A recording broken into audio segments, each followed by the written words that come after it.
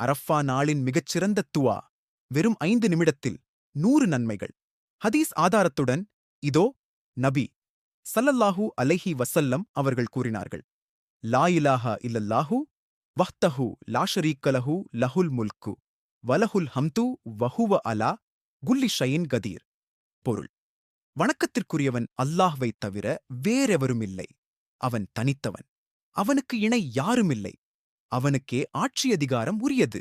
அவனுக்கு புகழ் அனைத்தும் உரியது.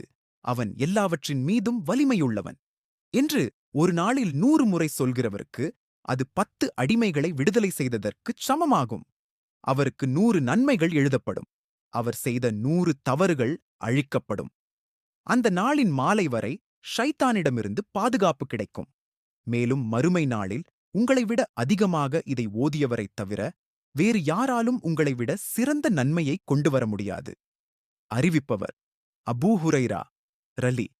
சஹீஹ் புகாரி 6403.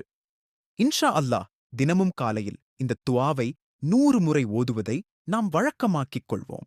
நம் சேனலை சப்ஸ்கிரைப் செய்தும் பிறருக்கு ஷேர் செய்தும் நன்மைகளைப் பெறுங்கள்.